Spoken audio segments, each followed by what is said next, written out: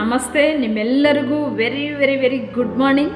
ನಾವೆಲ್ಲರೂ ಈ ವರ್ಷದ 12ನೇ ತಿಂಗಳಲ್ಲಿ ಬಂದಿದ್ದೀವಿ, ಡಿಸೆಂಬರ್ ತಿಂಗಳು. ಹಾಗಾದರೆ ಈ ಡಿಸೆಂಬರ್ ತಿಂಗಳಿಗಾಗಿ ದೇವರು ಕೊಟ್ಟಂಥ ವಾಗ್ದಾನ ಯೆರೆಮೀಯ 31ನೇ ಅಧ್ಯಾಯ 25ನೇ ವಚನ, ಬಳಲಿದವರನ್ನು ತಂಪುಗೊಳಿಸಿ ಕುಂದಿದವರೆಲ್ಲರನ್ನೂ ತೃಪ್ತಿಪಡಿಸುವೆನಷ್ಟೇ ಎಂಬುದಾಗಿ ದೇವರು ಅದ್ಭುತವಾದಂಥ ಒಂದು ವಾಗ್ದಾನ ಕೊಟ್ಟಿದ್ದೇನೆ. ಹಾಗಾದರೆ ಯಾರ್ಯಾರು ಬಳಲಿ ಹೋಗಿದ್ದೀರಿ, ಯಾರ್ಯಾರು ಕುಂದಿ ಹೋಗಿದ್ದೀರೋ ನಿಮ್ಮೆಲ್ಲರನ್ನೂ ಕೂಡ ದೇವರು ತೃಪ್ತಿಪಡಿಸಲಿ ಎಂಬುದಾಗಿ ನಾನು ಹಾರೈಸ್ತೀನಿ.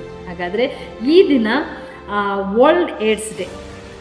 HIV ಬಾಧಿತರಾಗಿರುವಂಥ ಪ್ರತಿಯೊಬ್ಬರಿಗೂ ದೇವರು ಕರುಣೆ ತೋರಿಸಲಿ, ಕೃಪೆ ತೋರಿಸಲಿ, ಮತ್ತು ದೇವರು ಅವರಿಗೆ ಒಳ್ಳೆಯ ಆರೋಗ್ಯ ಕೊಡಲಿ ಎಂಬುದಾಗಿ ನಾನು ಹಾರೈಸ್ತೀನಿ. ಅದೇ ರೀತಿಯಲ್ಲೇ ನಮ್ಮ ದೇಶ HIV ಮುಕ್ತ ದೇಶವಾಗಲಿ ಎಂಬುದಾಗಿ ನಾನು ಹಾರೈಸ್ತೀನಿ.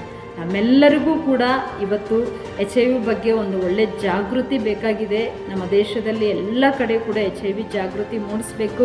ನಮ್ಮ ಸರ್ಕಾರ ಕೂಡ ಆಲ್ರೆಡಿ ಎಲ್ಲ ಸರ್ಕಾರಿ ಹಾಸ್ಪಿಟ್ಲುಗಳಲ್ಲಿ ART ಸೆಂಟರ್ ಆಗಿರ್ಬೋದು, ICTC ಸೆಂಟರ್ ಆಗಿರ್ಬೋದು, ಎಲ್ಲ ಸೌಲಭ್ಯಗಳು ಕೊಟ್ಟಿದೆ. ಅದೆಲ್ಲವೂ ಕೂಡ ಎಲ್ಲರಿಗೂ ಉಪಯೋಗ ಆಗಲಿ. ಮತ್ತು ಅದೇ ರೀತಿಯಲ್ಲೇ HIV ಯಾರು ಬಾಧಿತರಾಗಿರ್ತಾರೋ ಅವ್ರು ಯಾರನ್ನೂ ಕೂಡ ನಾವು ಸಪ್ರೇಟಾಗಿ ನೋಡಬಾರ್ದು. ಯಾಕಂದರೆ HIV ಅನ್ನುವಂಥ ಕಾಯಿಲೆ ಅದು ಅಂಟು ರೋಗ ಅಲ್ಲದು.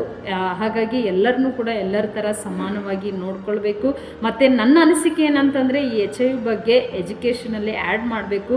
ಎಜುಕೇಷನಲ್ಲಿ ಯಾವಾಗ ಆ್ಯಡ್ ಮಾಡ್ತಾರೋ ಮಕ್ಕಳಿಂದಲೇ ಇದರ ಬಗ್ಗೆ ಒಂದು ಒಳ್ಳೆಯ ಅರಿವು ಮೂಡಿಸ್ಬೋದು. ಹಾಗಾಗಿ ಎಲ್ಲರಿಗೂ ಕೂಡ ಇದರ ಬಗ್ಗೆ ಜಾಗೃತಿ ಮೂಡಿಸಿ ಮತ್ತು ಎಲ್ಲರಿಗೂ ಇದರ ಬಗ್ಗೆ ಅವೇರ್ನೆಸ್ ಸಿಗಲಿ. ನಮ್ಮ ದೇಶದಲ್ಲಿ HIV ಮುಕ್ತ ದೇಶ ಆಗಲಿ ಎಂಬುದಾಗಿ ನಾನು ಹಾರೈಸ್ತೀನಿ. ನಿಮ್ಮೆಲ್ಲರನ್ನೂ ಕೂಡ ದೇವರು ಆಶೀರ್ವದಿಸಲಿ. ನಿಮ್ಮೆಲ್ಲರಿಗೂ ದೇವರು ಒಳ್ಳೆಯದು ಮಾಡಲಿ. Thank you.